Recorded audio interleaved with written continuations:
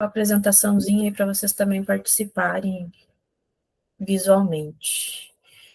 Então, pessoal, bem-vindos ao mais um encontro, nosso segundo encontro do ano, do grupo de pesquisa do Ruptura.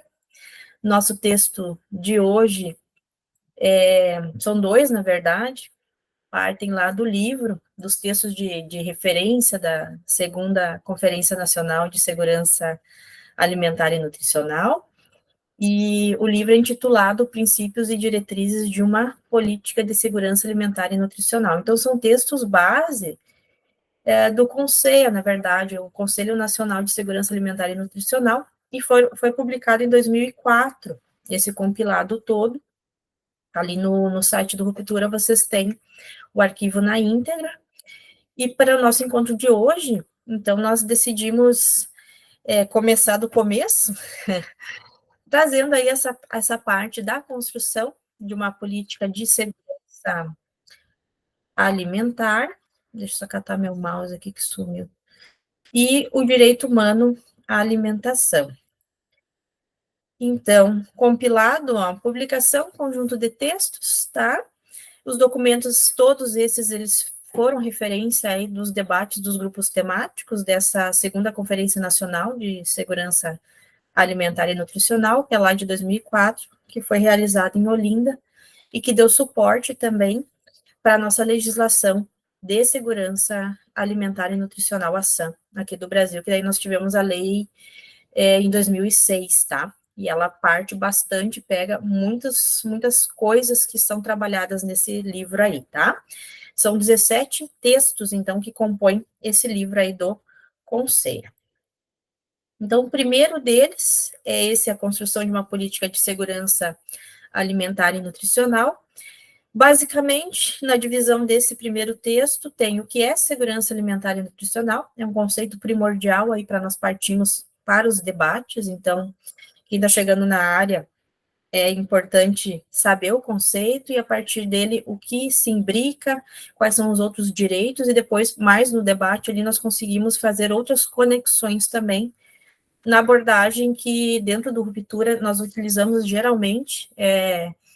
Tem outros tipos de abordagem, mas as nossas discussões giram geralmente em torno de uma abordagem sistêmico complexa, que quer dizer que a gente vai conectando além do direito, por isso que é importante que tenham pessoas de outras áreas também, de nutrição, no encontro passado eu tinha da arquitetura, enfim, a discussão plausível é aquela que vai interrelacionando todas as áreas da sociedade para que a gente vá avançando nas demandas e em busca de soluções para a falta de segurança alimentar. E nós não temos hoje segurança alimentar e nutricional no Brasil, e a gente pode dizer, Leura, né, com segurança, que não temos no mundo, na forma como se é estabelecido aí os padrões. Então, nesse primeiro texto, tem esse conceito, tá? Deu origem para a nossa legislação também, foi pego dali.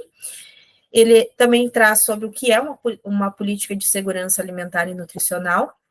Depois vai falar da abrangência e da articulação entre ações estruturantes e medidas emergenciais, e a abrangência de uma política de segurança alimentar e nutricional. Então, é um texto base, assim, com bastante conceito, nós diríamos desta forma. E vai trazer também as dimensões, a gente vai ver ali que tem vários aspectos dentro da segurança alimentar e nutricional, tem o qualitativo, o quantitativo, então ele faz um apanhado nesse sentido aí.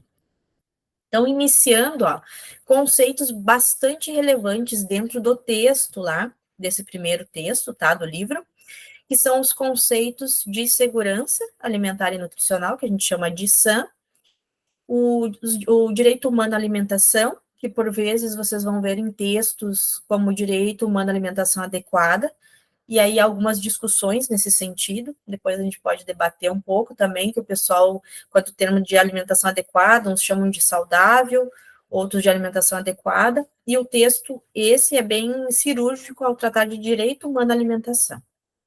Então, é bem interessante também para partir desse conceito. E o conceito de soberania alimentar, que muitos, quando não aprofundam muito no estudo desse tema, que muito me é caro, que eu já estudo há alguns anos e é base da minha tese de doutorado, é a confusão que se faz dizendo que segurança alimentar e soberania alimentar são a mesma coisa.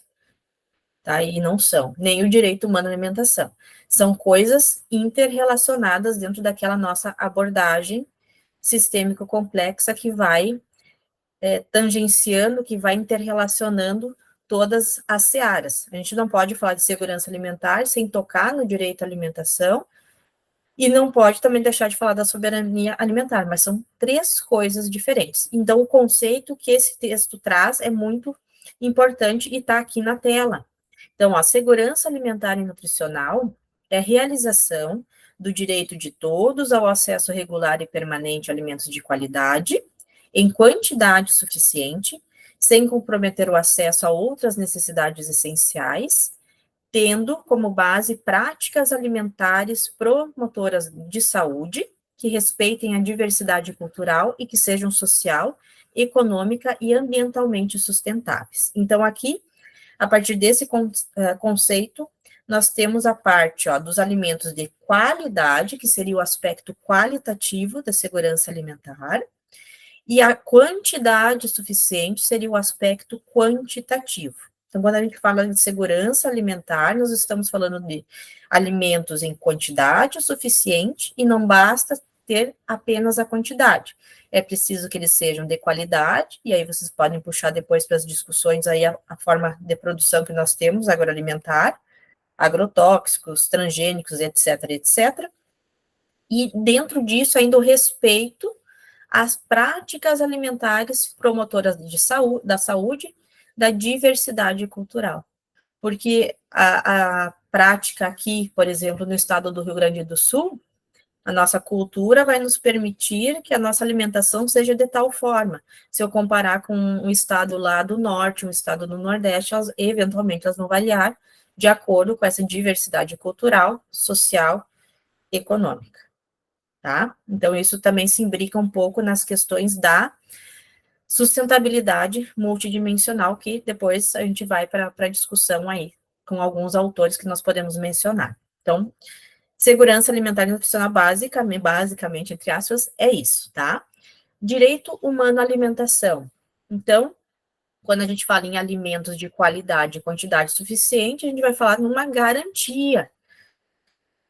E nessa garantia vai imbricar, então, com o direito humano à alimentação. E esse direito humano à alimentação quer dizer que é o conjunto de condições necessárias e essenciais para que todos os seres humanos, de forma igualitária e sem nenhum tipo de discriminação, existam, desenvolvam suas capacidades e participem plenamente e dignamente da vida em sociedade. Então, vejam que, a partir de um direito humano, a alimentação, quantas coisas nós também podemos fazer relação.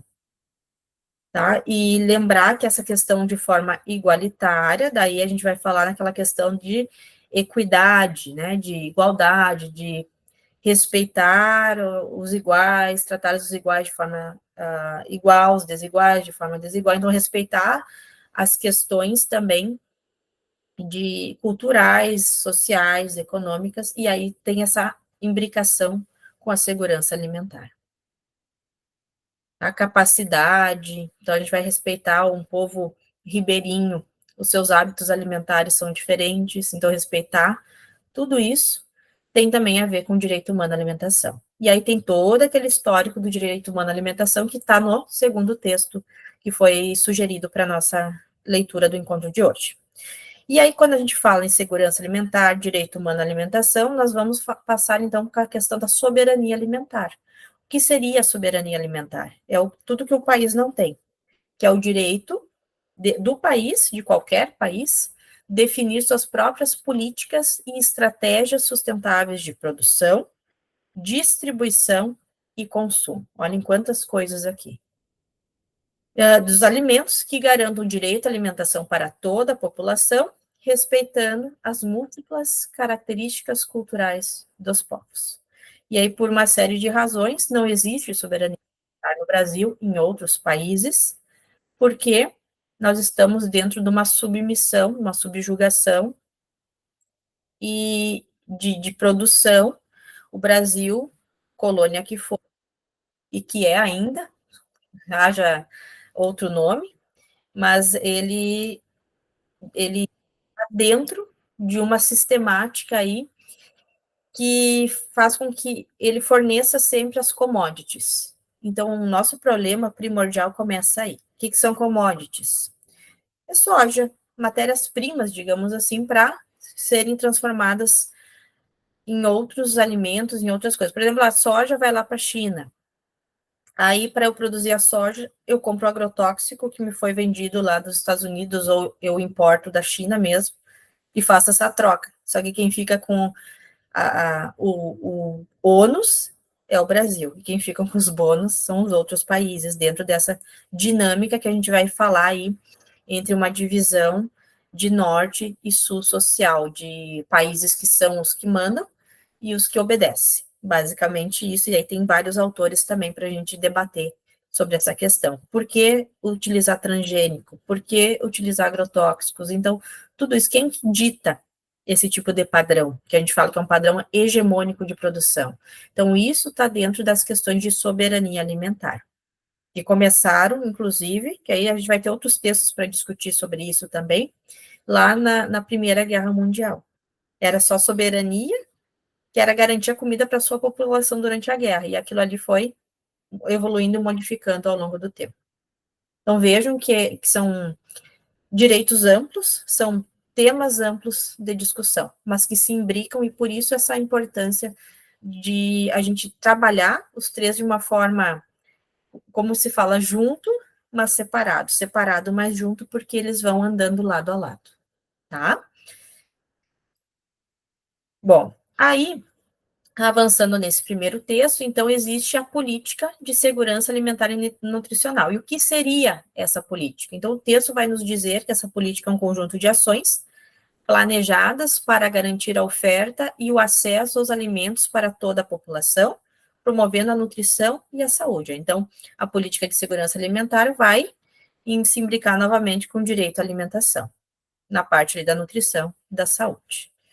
E aí, quais são os princípios que devem reger essa política de SAM? Tá? Segurança alimentar e nutricional, a gente fala SAM. Intersetorialidade, que tem a ver com esse pensamento sistêmico complexo, então a gente vai tramar vários setores da sociedade em prol da promoção dessa política de segurança alimentar e nutricional.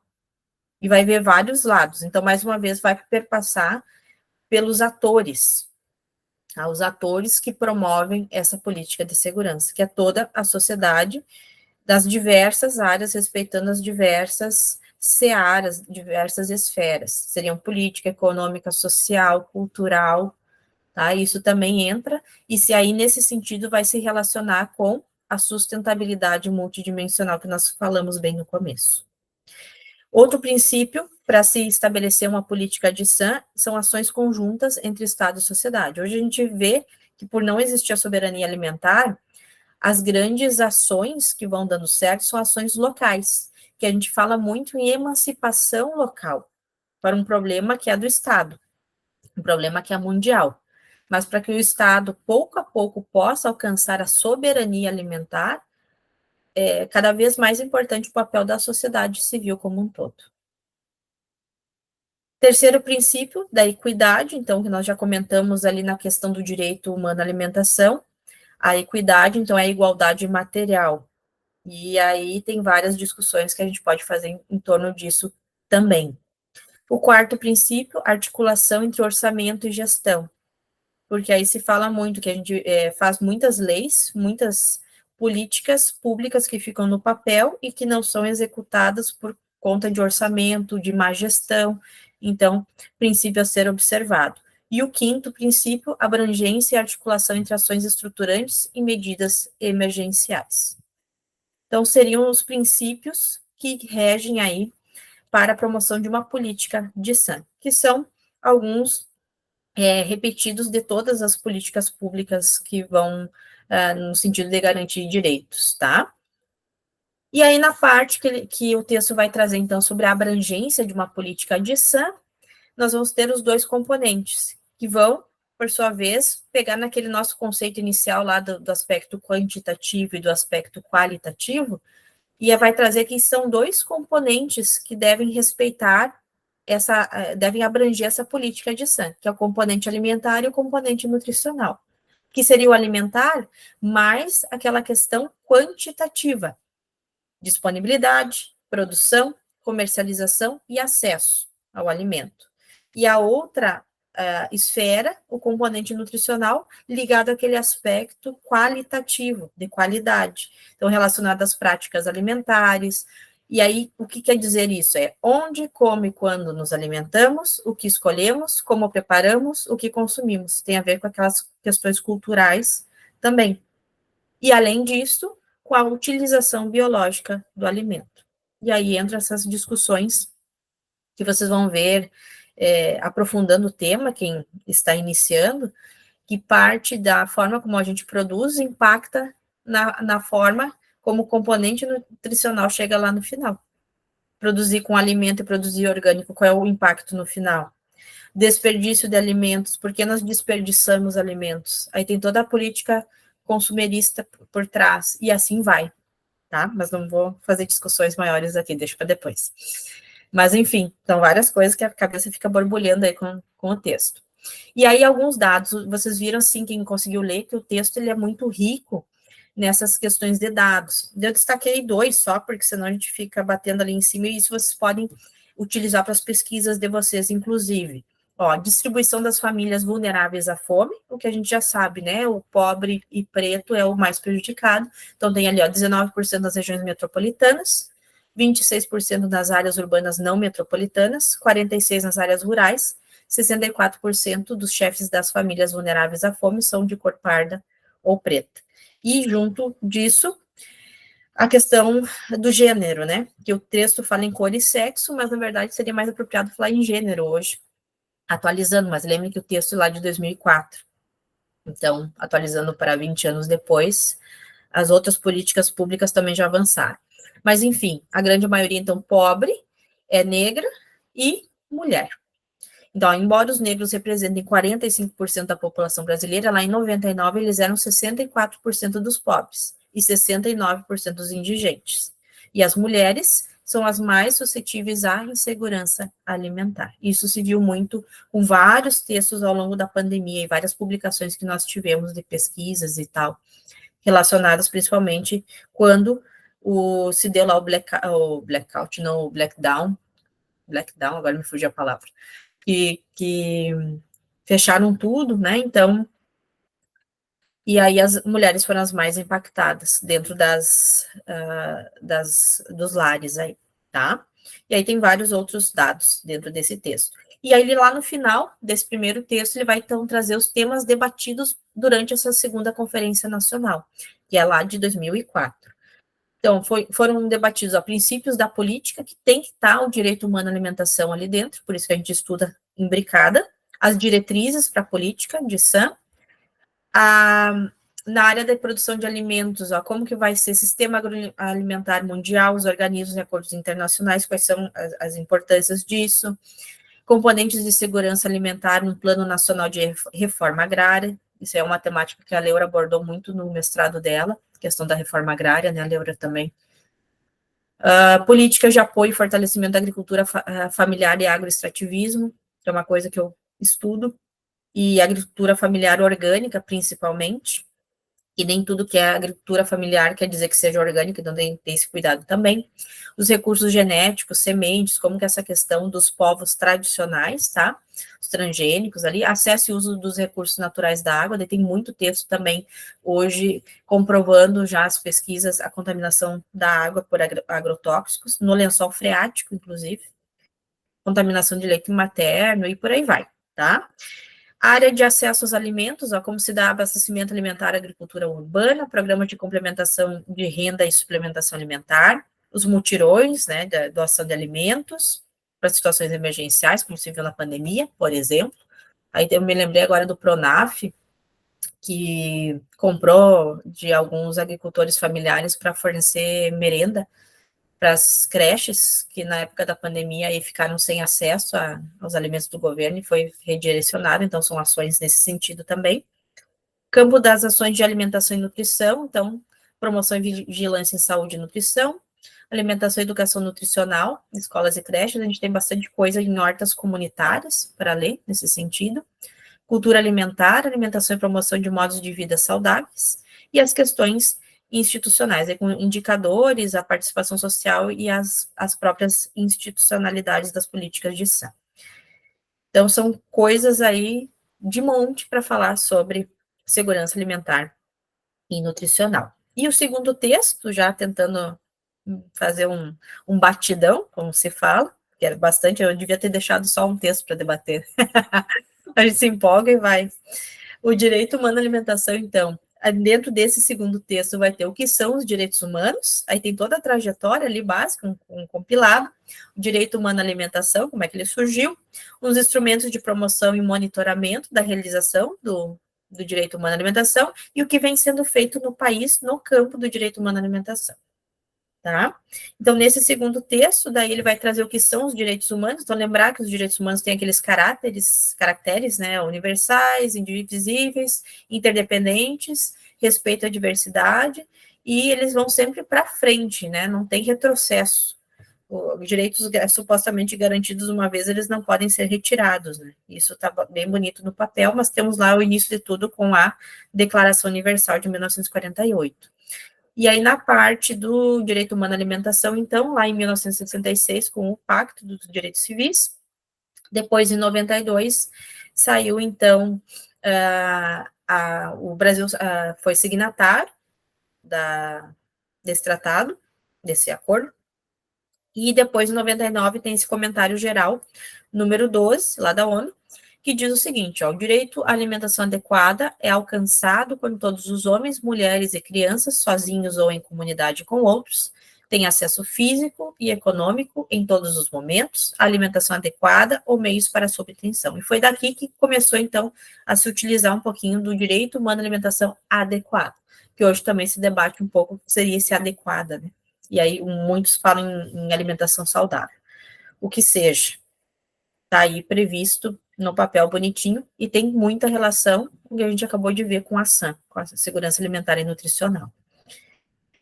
Quanto aí no texto, os instrumentos de promoção e monitoramento da realização do direito humano à alimentação, a gente fala, né, quem são os atores, quem são os responsáveis, de quem é a responsabilidade dessa promoção. Então, o texto vai trazer aí a relatoria sobre o direito à alimentação no ano de 2000, uma sessão anual que ocorre lá na Comissão de Direitos Humanos da ONU. E no Brasil nós temos o Ministério Público Estadual, a Defensoria Pública com a ACP, Ações Civis Públicas para Garantir Alimentos, para pessoas de baixa renda principalmente. E aí o texto faz menção de diferentes conselhos de controle social, que aí seria o Conselho de Saúde, de Assistência e de Educação, Conselho Tutelar e o Conselho de Direitos da Criança e do Adolescente, porque são os grupos vulneráveis, né? Sempre idosos, crianças, então, são os mais vulneráveis nesse sentido. E, por fim, o que vem sendo feito no país, isso lá em 2004, tá? No campo do direito humano à alimentação, 3 coisas existiam naquela época. Plataforma Brasileira de Direitos Humanos, Econômicos, Sociais e Culturais, que se origina lá desse pacto de 1966 e vem culminar depois em 99 também, com aquele comentário geral. Secretaria Especial de Direitos Humanos da Presidência da República e Conselho Nacional de Promoção do Direito Humano à Alimentação Adequada. 3 coisas aí que ficam meio no papel, tá? E aí, desafios na promoção do direito humano à alimentação, se vocês pegarem o texto, são inúmeros, uma lista enorme. O que nós podemos fazer?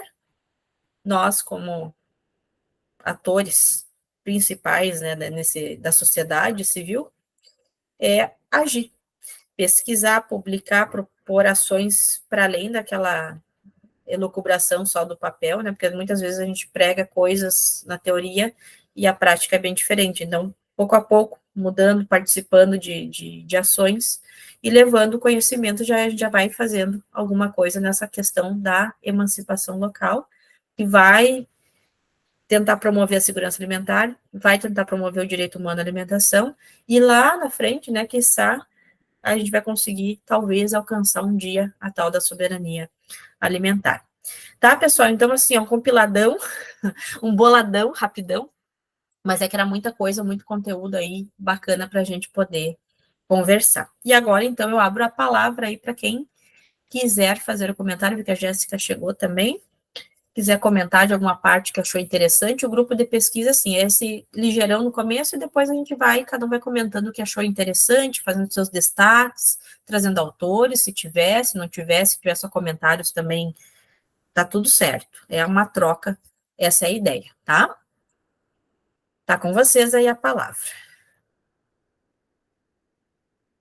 O Boa Vitor, noite, gurias. Tudo bom? Oi, oi, Cheguei um Jéssica. pouquinho atrasada, mas cheguei.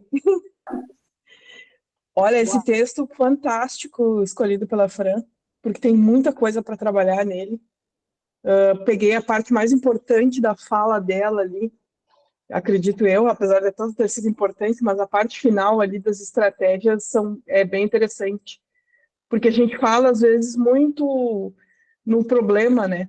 O grande foco, geralmente, é o problema em si, e se esquece um pouco de pensar em metodologias que contribuam para a solução desses problemas e dessas questões. Eu vi que ela fala um pouco da parte hídrica, que é a minha fonte de pesquisa, e uma das coisas que que eu, pelo menos, tenho acompanhado bastante é que, por exemplo, o Rio Grande do Sul, o estado do Rio Grande do Sul, ele já se encontra um estresse hídrico alto, ou seja, daqui a um tempo a gente não vai mais ter água e de boa quantidade e qualidade como a gente tem hoje. E é uma coisa que não é falada. E aí, se tu for pesquisar a fundo do porquê que isso não é conversado, não é falado, e se tu fores olhar nos estudos de cada bacia hidrográfica do estado do Rio Grande do Sul, que a gente tem umas 25, tu vai encontrar alguns documentos e instrumentos das próprias bacias com movimentos agrícolas que não querem que a gente tenha cobrança pelo uso da água, que não querem que a gente faça pesquisas com relação à qualidade e quantidade da água, porque eles precisam dessa água para usar em excesso na plantação, para se utilizar agrotóxicos e várias outras, digamos assim, fundamentos que eles precisam da água. Então, são coisas que não é falado porque não há interesse. Não há interesse político, não há interesse econômico. Só que quando a gente debate essas questões, isso traz à tona esses pontos que são importantes e quem sabe a gente consiga gerar pelo menos uma indignação, um pensamento para que se possa pesquisar sobre isso, né? Outra parte importante que eu destaco aqui para vocês, que seria um interesse na realidade, que dá para casar bem com a parte da soberania alimentar e direitos alimentares, é a questão da agrofloresta. Eu não sei se vocês já ouviram falar nas experiências que estão sendo utilizadas nos estados com a questão da agrofloresta, que é a plantação dentro da floresta sem mexer na floresta. E em virtude da floresta ter uma, digamos assim, uma parte fortificada em questão de solo e vegetação e água, ela não necessita, por exemplo, de agrotóxicos. Então, é um experimento que está sendo realizado já em alguns estados, principalmente lá em São Paulo, e que talvez seja uma metodologia interessante nesse sentido, da soberania alimentar. Acho que por enquanto era isso. E abro a palavra para quem quiser falar, porque se eu deixar, eu me empolgo aqui, eu vou até amanhã de manhã conversando já. São temas Acho muito que o Vitor interessantes. levantou a mão aqui, Fran. Pode deixar aí. Vamos deixar o Vitor falar, Leonardo, e depois tu faz a tua. Enfim, só ia sinalizar para ele. Vitor, seja bem-vindo. Oi, gente, boa noite. Tá todo mundo me vendo aqui? Acho que não. Vendo não, tá meio preto, Vitor. Antes a gente tava, mas agora ficou uma tela preta. Mas a gente te Vocês estão me escuta ouvindo, bem. pelo menos? Sim, escutamos Sim. bem. Agora. Bom, de qualquer forma, sem câmera ou com câmera, é só me apresentar rapidíssimo, que tem muita gente aqui que eu não conheço. Eu sou arquiteto urbanista e estou fazendo meu mestrado no programa de ciência ambiental aqui da Universidade de São Paulo, e esse tema de segurança alimentar, soberania alimentar, me interessa muito há muito tempo. Eu realizei minha iniciação científica e meu trabalho de conclusão de curso na arquitetura com tema de planejamento urbano e produção alimentar nas cidades. E eu vejo que essa discussão é importantíssima e deveria estar presente, inclusive nos cursos de arquitetura e urbanismo, né, que comentar sobre produção alimentar dentro de cidade às vezes parece que é um bicho muito estranho, que as pessoas torcem o nariz e tal, mas eu vejo que é algo primordial e a questão que ocorreu, né, e ocorreu principalmente por causa da pandemia, né, que a gente teve que ficar em casa, e situações de fome nos centros urbanos, assim, se alastrou, né, e a gente tem condições dos chamados, né, desertos alimentares dentro das grandes cidades que são extremamente relevantes, deveriam, né, ser mais relevantes em termos de política pública. Então, eu acho que essas discussões são muito pertinentes e eu vejo que tem muita relação também com o momento climático, social que a gente está, infelizmente, se enfiando cada vez mais, né? E a gente tem esses locais de hortas urbanas, como bem comentou a Jéssica, né? E com produções agroflorestais, que têm capacidade de prover serviços ecossistêmicos para cidades imensos, né? Aqui em São Paulo, a projeção é que também falte água, a gente vai entrar em secas históricas cada vez mais frequentes e severas, e a partir do momento que a gente não garante, através de leis de uso do solo, planos diretores, que todos os espaços verdes remanescentes dentro de cidades devam continuar sendo espaços verdes remanescentes e, quiçá, os espaços de estacionamentos e espaços mal utilizados, não têm função social nenhuma para a coletividade, devam sim ser cada vez mais pensados em produção alimentar, que é um espaço que tem um potencial ambiental imenso e um potencial social também, né? Pensando em grandes centros urbanos, que o desemprego é uma, uma condição condicionante das cidades, né? Ter esses espaços com potencial de empregar populações e tal também é um potencial imenso. A gente vê exemplos de fora, cidades nos Estados Unidos, Detroit, aquelas cidades do cinturão do Ferrugem, né, que hoje tem muitos espaços de produção alimentar e exemplos nacionais, né, a gente tem Curitiba, até mesmo São Paulo, a gente tem grandes hortas urbanas, aí também questões de uso do solo, esses espaços são, entre aspas, muitas aspas, mais facilitados nas periferias urbanas, nas bordas das cidades, enquanto no centro de São Paulo não se imagina de forma nenhuma que a gente vai ocupar um quarteirão imenso com uma horta urbana, né? Isso tem, o pensamento é de ter prédio, de ter mercado imobiliário a milhão, e esses espaços jamais são pensados aqui, e o que a gente tem no centro de São Paulo são os espaços que a gente, né, convenciona chamar de guerrilha verde. São alguns cantinhos, algumas iniciativas de moradores, tal, numa pracinha, uma coisa menor, mas eu vejo que discutir esses espaços dentro de cidades também é um senhor potencial, né? E o texto, a discussão, acho que são extremamente relevantes cada vez mais. E, bom, acho que eu encerro aqui para não tomar muito tempo. Essas contribuições que eu queria trazer, e vejo que arquitetura e urbanismo também, principalmente urbanismo, né, tem muito a aprender e a somar nessas discussões alimentares. Agradecer a tua participação, Vitor, a tua fala. Tão bom ter alguém também de fora do direito, cada vez mais importante para esse nosso diálogo, né, para a busca das alternativas. Tem o nosso texto disponível no site do Ruptura, texto do encontro passado, do nosso primeiro encontro, tem muito a ver com cidades sustentáveis, é um texto que a querida Jéssica, que está aqui, nos trouxe e nos apresentou, e até te recomendo para fazer, de repente, a leitura que possa contribuir ainda mais para a tua pesquisa também. E enquanto falava, também me lembrei da questão que se fala, né, das cidades sustentáveis, que tem a ver com a legislação em si, estava falando, do plano diretor, então, as legislações nossas também são ultrapassadas, né, então tem questão, o nosso próprio Código Florestal novíssimo, e o que ele tem de novo realmente, sabe? Então, a gente tem muita legislação, tem muita coisa que não serve para nada. E aí, nos grandes centros, eu estava me lembrando dos prédios sustentáveis que, por um bom tempo, se mencionou, né, de se implantar em cidades como São Paulo, as cidades cinzentas, e quem conhece, já teve a oportunidade de estar em São Paulo, entende que como que vai se implementar uma horta enorme no centro da onde? Qual o centro? Se está tudo cheio de prédio, tudo cinzento, enfim.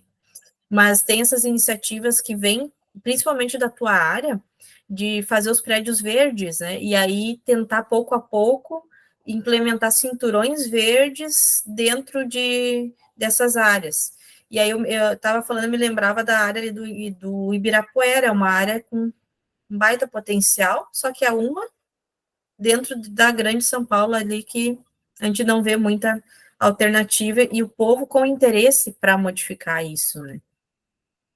E aí, essa questão de cidades sustentáveis também, fores pesquisar bastante coisa, vai encontrar na área do direito, o pessoal falando sobre formas de implementar cidades sustentáveis, o que pode ser feito, tem essa relação com agrofloresta, tem a relação com as hortas comunitárias, né, que a gente fala bastante, só que hortas, às vezes, não cabem a implementação de imediato, então é preciso pensar numa arquitetura verde, talvez, também, mas que não seja verde que nem os discursos do greenwashing, né, que é só aquela coisa, vamos pintar, vamos fazer de conta que a gente é sustentável aqui, para ficar bonitinho para vender mais, né. Mas eu te recomendo essa leitura do texto do encontro passado, Vitor, que eu acho que vai contribuir bastante também para a tua pesquisa, e agradeço aí as contribuições. Leura, a gente deixa o Cláudio, tu já quer na sequência? Não, pode passar para o professor Cláudio. Tá, então, professor Cláudio, contigo a palavra aí, seja muito bem-vindo ao nosso encontro. Boa noite. Uma grata satisfação estar aqui com vocês. Na verdade, complementando, né, a questão aí sobre a situação da alimentação, e, na verdade, não sou um expert no assunto, até gostaria de ouvi-la, né, porque hoje se fala, eu tenho voltado minha pesquisa para consumo sustentável e cidades sustentáveis, e quando a gente pega o Estatuto da Cidade, por exemplo, não fala nada sobre alimento, né? Não fala absolutamente nada. Os planos diretores também não trazem nenhuma abordagem nisso, e eu vejo que um dos aspectos, que pelo menos eu percebo, né, é uma falta de articulação rural-urbano, né, em relação à questão que poderia ter incentivos sobre essa perspectiva de logística e a distância que existe dos centros produtivos para com o centro de abastecimento de consumo dentro da cidade. E a questão hoje da produção dos alimentos, da sua distribuição nas cidades, de maneira mais equitativa, levando em conta as regiões mais vulneráveis. Eu não sei qual estágio, se há um debate hoje sobre políticas públicas e que tem um caminho sobre isso, por meio de consórcio entre municípios, alguma coisa, se você tem visto alguma coisa sobre esses assuntos, para facilitar a mobilização desses acessos de alimentos para mais barateamento e para o cidadão ter acesso, né? São essas as minhas considerações, ratificando tudo o que foi falado aqui pelos colegas quando falou do urbanismo, que é uma preocupação minha sobre o viés da sustentabilidade. Pois então, professor Cláudio, agora o senhor está falando e me veio aqui em Santa Maria especificamente, e até isso aproveito para o Vitor ali também, tem projetos que se utilizam, e talvez seria uma saída em São Paulo, pensando agora que daí o cérebro vai dando a mão aí, vai processando informação, as hortas comunitárias escolares. Então, dentro das escolas, algumas escolas têm espaços verdes que não são aproveitados. Tem uma quadra de futebol e tem uma quadra de não sei o que lá. E o que aconteceu aqui em Santa Maria, em termos de hortas urbanas escolares. Então, tem iniciativa disso. O município aqui tampouco prevê direito à alimentação, enfim, mas a gente consegue, dentro de uma política pública municipal, fazer uma forma de financiamento do poder público na implementação dessas hortas escolares. E aí eu vejo algum tipo de saída. Aqui nós temos em áreas... Santa Maria não é um município tão grande assim, para quem não conhece, tem cerca de uns 300 mil habitantes, se tiver, né?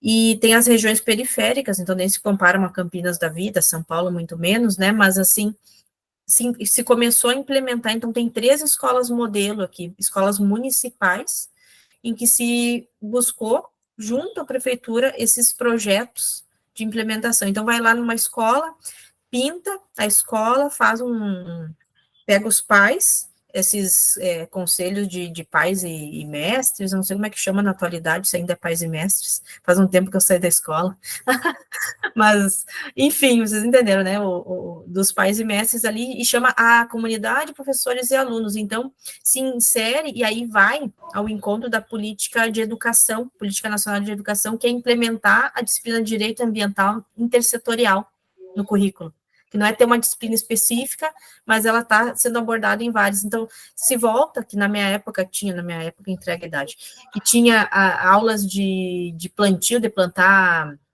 alface, de plantar legumes, enfim, se voltou isso nessas comunidades. E aí, o que aconteceu? Não só atendeu as escolas, aos alunos ali daquela escola, como da comunidade toda. Então, naquele bairro todo onde foi implementado, se produziu hortaliça, principalmente hortaliça ali para a população. E foi o que salvou muitas dessas comunidades mais afastadas na época da pandemia, inclusive.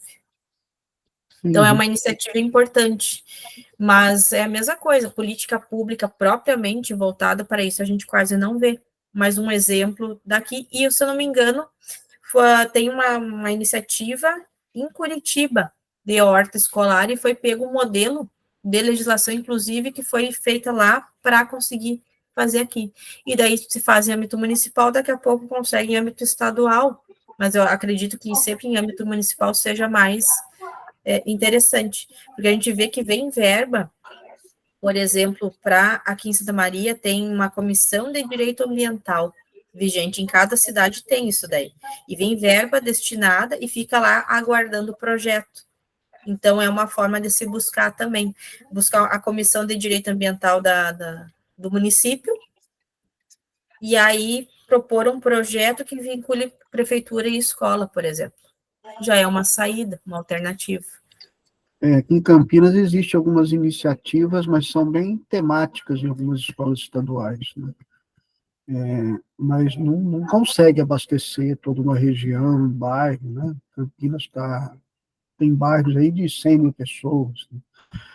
E uma outra observação que eu faria é que é com relação ao consumidor em si, né? Que devido à sua situação de vulnerabilidade, diante de uma situação de informação ao consumidor, o que eu vejo, né? Existe uma situação de vulnerabilidade existencial do consumidor que é pelo próprio alimento, né? Então, a informação transmitida para o consumidor, né, ela não consegue muitas vezes ser assimilada devido ao seu conteúdo informacional por vários motivos, porque primeiro o consumidor, aqui principalmente os mais vulnerabilizados, eles querem comer, né? Eles precisam comer, né? Eu vejo que essa é uma questão. E tem aqueles consumidores hipervulneráveis que, além da questão da alimentação, ainda são analfabetos, têm situações de deficiência, então acentua ainda mais essa questão do acesso e a estratégia dos greenwash em detrimento do consumidor, afetando principalmente os mais vulneráveis. Totalmente de acordo, professor. A gente fala que a questão da alimentação, ela perpassa a questão social, né? O pobre, ele quer, em não tendo comida, e qualquer comida que chegue a ele é comida, né? Ele não vai ter nem a possibilidade de escolha de uma comida melhor, uma comida mais sustentável. A Leura compartilhou ali foi a temática informação, acesso à informação ambiental, foi a minha temática da minha dissertação de mestrado. Bateu em Bom, cima disso bastante. é um tema que eu adoro. Guilherme, obrigada, professor, pelas contribuições. Guilherme, contigo a palavra. Boa noite a todos e todas. Vocês estão me ouvindo Boa bem? noite, Guilherme. Uhum. Então, só uma forma de contribuir com o debate, né? Eu, na época da graduação, né, sou formado em engenharia florestal na UDESC, e na época da graduação eu trabalhei com um projeto de segurança alimentar aqui no município de Lages, né? E era um projeto bem grande, né? Onde é um dos maiores projetos da UDESC na época, ele por em torno de 2008, 2009. Quando a gente trabalhou com educação, com segurança alimentar e nutricional, né, aqui na toda a região da Mures, né, que são 18 municípios aqui entre Planalto Catarinense e a região da Serra Catarinense. E aí a gente teve bastante contato com produtores também, né, tanto como o pessoal acredita que o agro que traz a alimentação para a nossa mesa, né, mas na verdade o agro não é pop, né, quem traz a nossas verduras, nossa alface, nossa batata doce, cenoura que a gente come, né, é agricultura familiar. Né? Então, são esses agricultores que merecem toda a atenção, né, a atenção não só nossa como sociedade, como consumidores, mas também como do governo como um todo, né, tanto municipal, estadual e federal. E aí, posteriormente, trabalhei na Secretaria da Agricultura, aqui no município de Lages, e dentro do município eu fui presidente do Conselho Municipal de Economia Solidária, né, novamente também em contato com produtores, né, a gente desenvolveu várias atividades, aí sim, né, de fato eu consegui, não né, sozinho, obviamente, mas a gente conseguiu implantar algumas ações políticas aqui no município para trazer esses produtores mais próximos à cidade. Né? Então a gente conseguiu um projeto de lei, uma feira, da agricultura familiar, né, junto com a economia solidária, então é um projeto de lei no município de Lages, a prefeitura, independente da gestão, é obrigado a ter essa feira, manter essa feira. E aí o que acontece, né, vai um pouco de encontro à fala de vocês com relação à cidade, porque né, se a gente for algum conceito sobre cidade, né, e vou lá em Walter Benjamin, né, onde ele fala sobre a cidade, né, conceitualmente, né, e a cidade, né, ela não é próxima à agricultura familiar, né, parece que tem uma barreira que separa a agricultura familiar, né, e toda a nossa alimentação fica centrada aos mercados, né, e a gente precisa ter essa alimentação mais acessível, uma alimentação de maior qualidade, mais barata, né, que aí, né, tanto a periferia, né, quanto a classe média, também que acha que é rica, né, pode consumir esse alimento mais barato.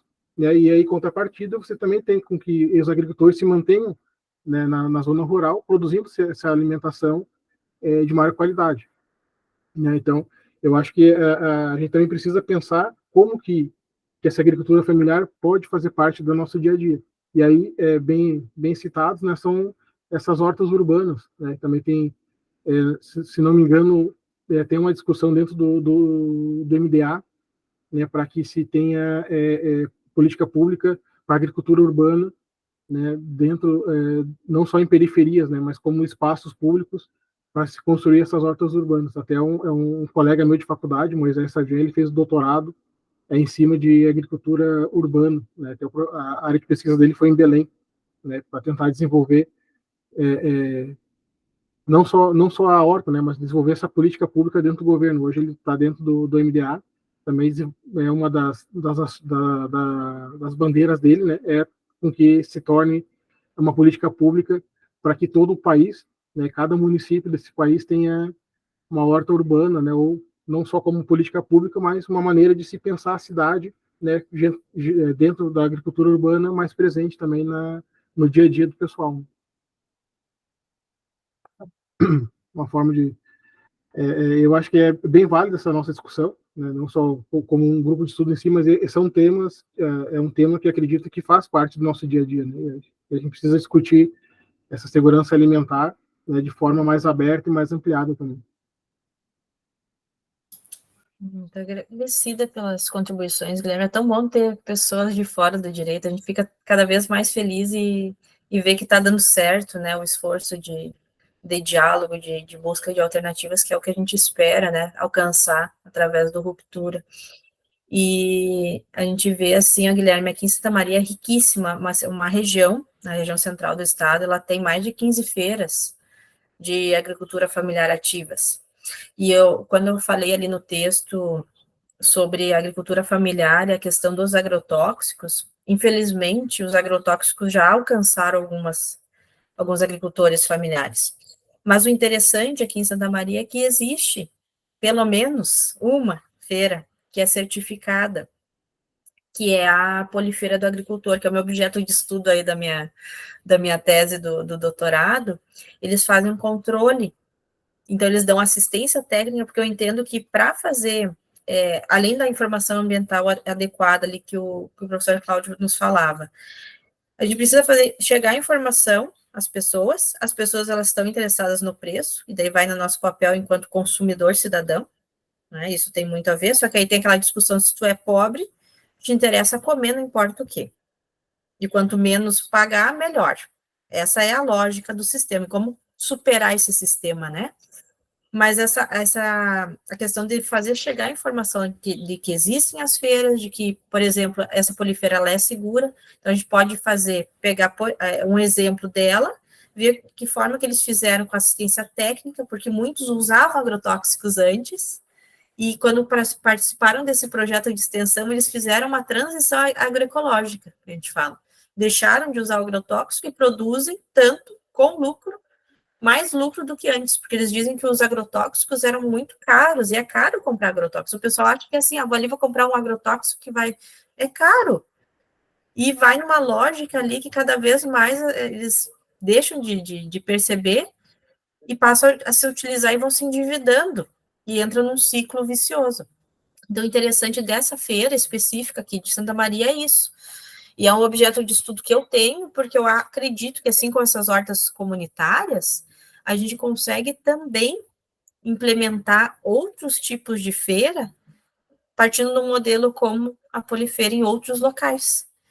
Mas para isso a gente precisa de apoio, né? Extensão rural, precisa de suporte técnico, precisa de especialistas também de outras áreas ali, de agricultores com conhecimento tradicional que a gente fala, e juntar tudo isso para poder disseminar e tornar isso uma alternativa viável, mais uma, né? Além das comunidades ali com as hortas escolares.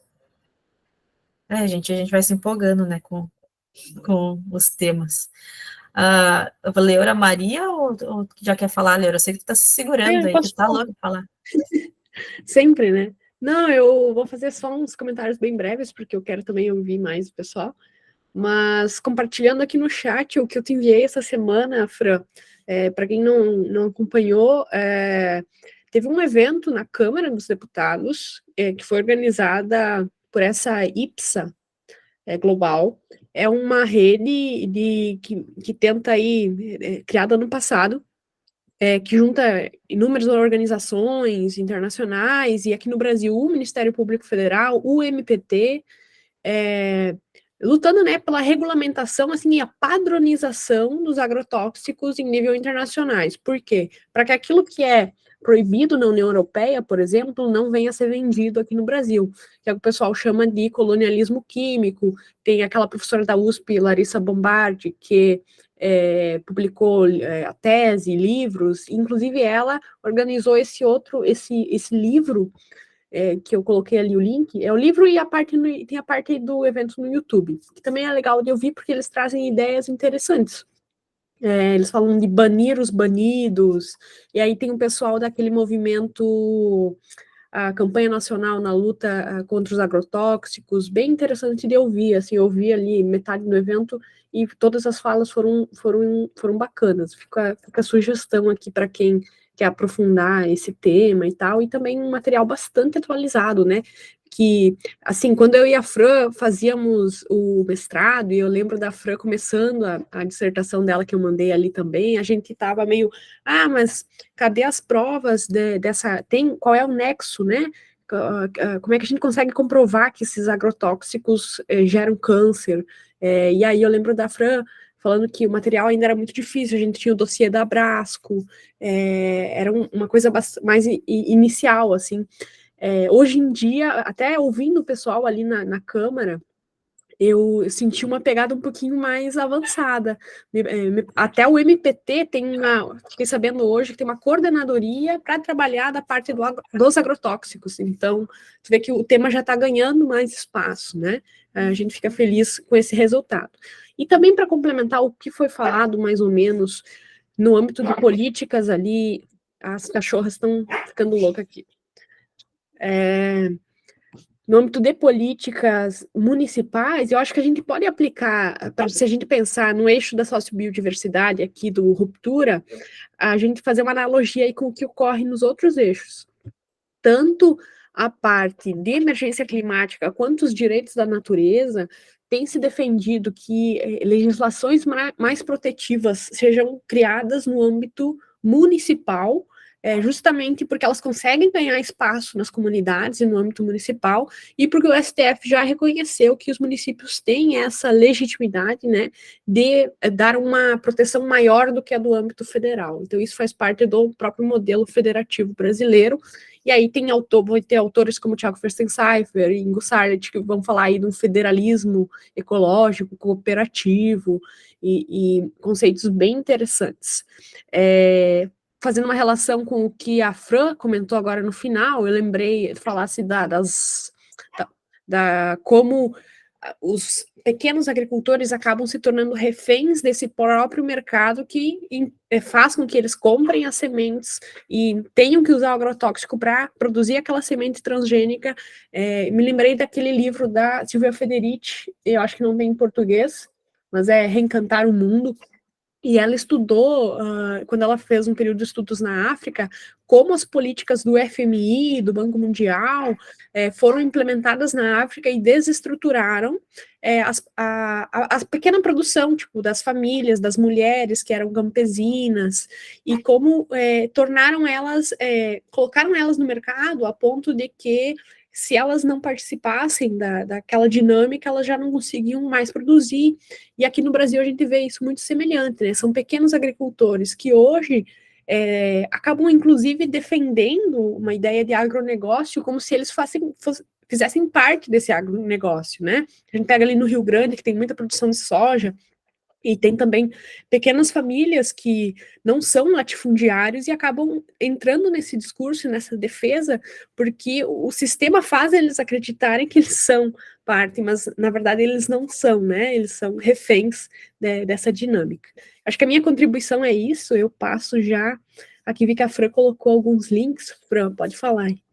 Eu estou colocando, que eu fui me lembrando, o pessoal que pesquisa, tem algumas publicações aí sobre hortas comunitárias, eu estava falando do movimento das mulheres, né, que são descredibilizadas quanto à agricultura familiar também, e relacionando a movimentos sociais, que o Guilherme estava comentando ali, que há essa questão dos movimentos, então me lembrei dessas publicações que podem contribuir para as pesquisas. E complementando a tua fala rapidamente, Leura, essa questão que a gente comentava lá no começo de existir um norte social, um sul social, a gente, em que pese, né, a vida pessoal ter deixado um pouco desacreditado, mas o Boaventura de Souza Santos, ele é um autor que vocês podem ler alguns textos dele, que ele vai trazer essa temática aí de como se dá essa divisão, né, porque existem as pessoas, os países subjugados e os que, ele não traz assim, ele traz os globalizados e os não globalizados, os que são colonizados, né, no caso, que sofrem o colonialismo, que ele vai trazer isso daí, e os que não são. E tem aquele outro autor, Leora, tu lembra? Agora me fugiu o nome, estava tentando para passar para o pessoal que quiser ler também sobre, e se aprofundando, é o que fala do colonialismo. Agora me fugiu o nome, assim que eu lembrar, eu vou colocar aqui para vocês também. Mas o Boaventura de Souza Santos, para quem está começando, né, aí nessas. Hã? que a gente trabalhou no mestrado, eu lembro que a gente trabalhou em paralelo esse texto que eu mandei aqui da Cielo, do Boaventura, que era das linhas abissais, e na época a gente Isso, trabalhou do Dussel também, que era o 1492, Dulce. do Não, encobrimento. mas daqui a pouco eu me lembro do nome dele. São textos que vocês que estão chegando aí nessa seara para entender o que tem por trás, porque tem toda a questão de geopolítica ambiental por trás disso, sabe? Que se fala. Então, são autores de base.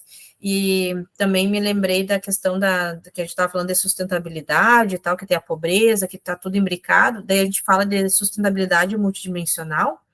E aí o grande autor aí da área é o Inácio Sachs, ele que é o autor clássico que fala dos pilares da sustentabilidade, como que a gente deve enxergar essa temática para além da questão ambiental, né, imbricando essas áreas sociais, econômica, enfim, para esse encaminhar. Daqui a pouco eu me lembro vamos passar a palavra para a Duda aí, se ela vai desistir de falar daqui a pouco. Não, imagina. E, gente, boa noite. Primeiro, Fran, obrigada aí pela exposição. Esse não é um tema que eu trabalho. Na verdade, eu levantei a mão porque eu já tinha tido esse insight antes, mas ouvindo vocês discutirem, obviamente não é algo que eu tenho tanto contato. Eu pesquiso energia, né? Aqui na PUC Campinas, em parceria com um centro da Unicamp, que é o Centro Paulista de Estudo da Transição Energética, e um dos pontos, assim, mais tratados em transição energética hoje é a biomassa e a bioeletricidade, e quando a gente trata de transição energética no Brasil, já existe um problema grande no sentido da exclusão dos espaços rurais, o que é contraditório, porque eles também são hoje os que mais contribuem do ponto de vista de emissão e não reabsorção de gases de efeito estufa. Só que os espaços rurais também eles têm esse potencial muito grande de construção de novas fontes energéticas, e eu sinto que existe muito pouco do ponto de vista de... Bom, do ponto de vista regulatório, eu não conheço nada, se algum de vocês conhecer, que trate, né, ou associe o bom uso dos sistemas alimentares com a produção de biomassa. Enfim, das potencialidades da bioeletricidade. Para quem não sabe, aí só resumindo, biomassa é energia a partir de alguns restos de alimento, outros descartes de fonte biológica. Então, o mais tradicional que se fala muito é a bioeletricidade a partir da cana. Enfim, eu sinto que há muito pouca associação do ponto de vista de potencialidades e limitações.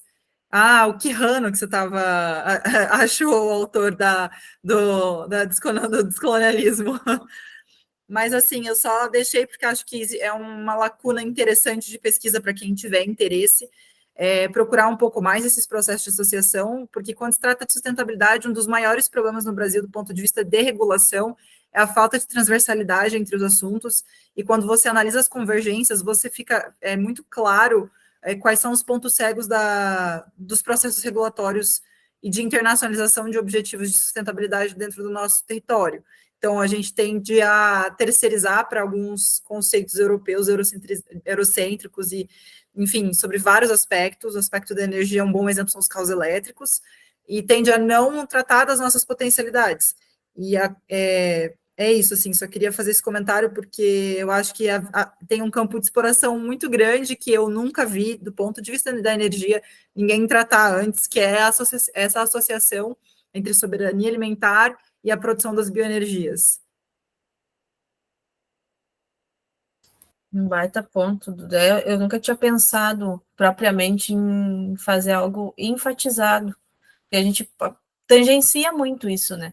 Bate, aborda lá, menciona e vai adiante e deixa isso daí esquecido. É um campo ótimo de pesquisa aí para quem está começando, quem gosta, né? Antes da gente passar a palavra para o professor, eu só vou encerrar a gravação, tá? Para depois não ficar muito pesado para fazer a coisa, mas podemos continuar.